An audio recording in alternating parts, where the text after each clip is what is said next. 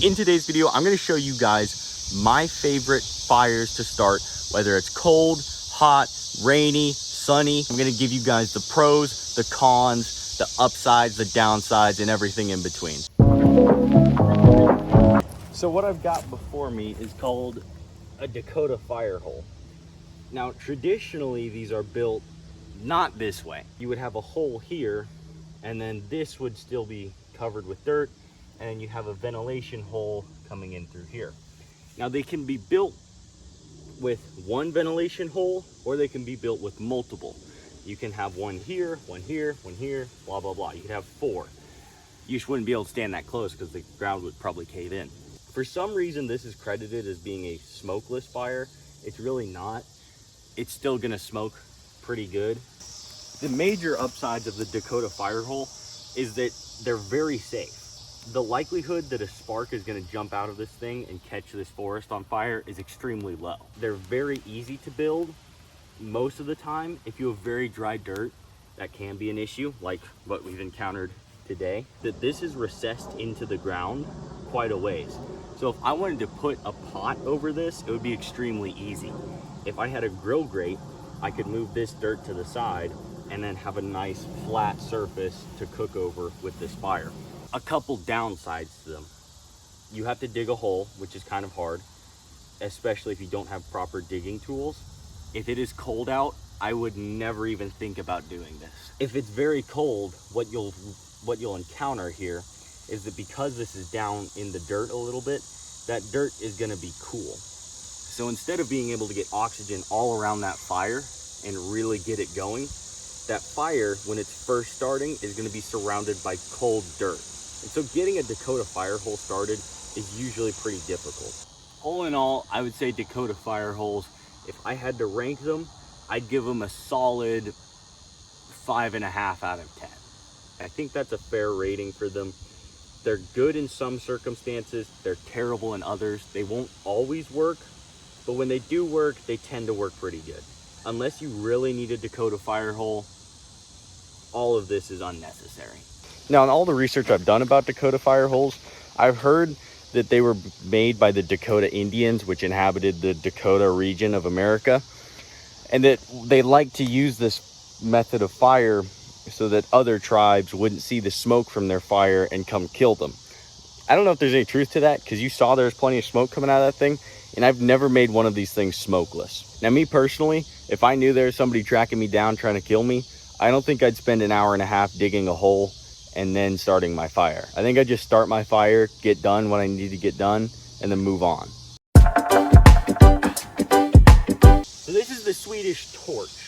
I'm assuming it was invented in Sweden. So what you do is you take the log, you split it in 4, and usually you want to secure it at the base with like a piece of wire.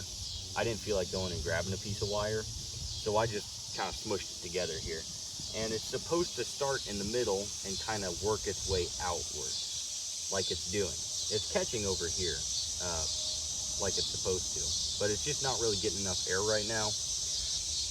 These are really fun when you have a big log, like from a tree stump that you've let season for a little while, because that'll keep you a lot warmer than a smaller log like this. Upside to this thing is you can put something right here and let it cook. At least especially if you do wrap it with wire, that way it will hold together a little bit better than it is now. Swedish torches, you can't really transfer your fire to another Swedish torch, at least not easily. So kind of once you get them started, you're stuck with them. You guys get the point. You get enough of the point to know what I'm trying to do here. I'm gonna be honest with you guys, this is not a good survival option. This is very much a campfire thing. Like, you get around a campfire, you get a big log, and you make a Swedish torch out of it. That's really the only time that I would use a Swedish torch. They're easy to maintain once you get them going. I was having a little bit of trouble with that one, as you could probably tell. That's just because I didn't really put much effort into it, and I'm not exactly, right now it's really dry out. I'm not in the right position to be starting huge fires, especially not over in the woods like I am. Another thing I feel like is worth mentioning, with Swedish torches, you need the right log. You cannot outburn a bad log with a Swedish Torch. You can outburn a bad log with like an upside down fire or a TP fire, even a Dakota fire hole. With a Swedish Torch, if you have a bad log, it's just not gonna go. And that's because it is all reliant on that one log. So you do really need to be careful with what log you pick. All right, let's move on to the next one. So the upside down fire is called that because it's upside down. Normally, you know, when you build a fire, you have the small stuff in the center and you work out with the big stuff.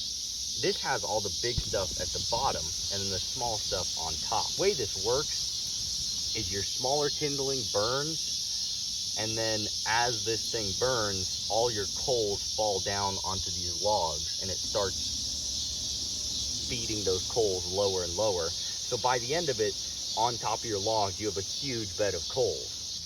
If you were to do it correctly, these burn extremely hot, like extremely hot, just because by the end you get so many coals, and on top of having all those coals, you have the big logs that are burning. If you have the time and it's very cold out, like you're winter camping for instance, I would definitely look at building one of these things just because they get so incredibly hot. But the downside to these things is mostly just the setup time. It doesn't take too long to set up. I think this thing only took me maybe 10-12 minutes. Some people say they're smokeless. I don't believe that because you can see how much smoke is coming off of this thing. Now, if you want to make these things even hotter, let me show you another cool trick. What I've built here is a heat reflector. And you always want to build this downwind. Is that correct? If I remember correctly, you always want to build this downwind. That way you still get air coming into your fire, and then all that hot air is going to blow onto your heat reflector and reflect back. Now this fire isn't nearly big enough yet to make this worthwhile, and this isn't a good heat reflector. The proper way to do this would be to put posts in the ground over here and then stack your logs. Very nature of heat reflectors being that they are wood that is downwind of where your fire is, something is bound to go wrong and your heat reflector will probably catch on fire. So make sure that if you do build a heat reflector, it is in a spot that if it does catch on fire, it's not a huge deal. All right, so there you guys have it. That is 4 different methods of starting a fire. I am running out of time right now. It is time to go eat dinner for me. So I'm afraid this is gonna have to be the end of the video. I hope you guys enjoyed this. I hope you can use it sometime in your next camping or hunting trips. I'll see you guys in the next one.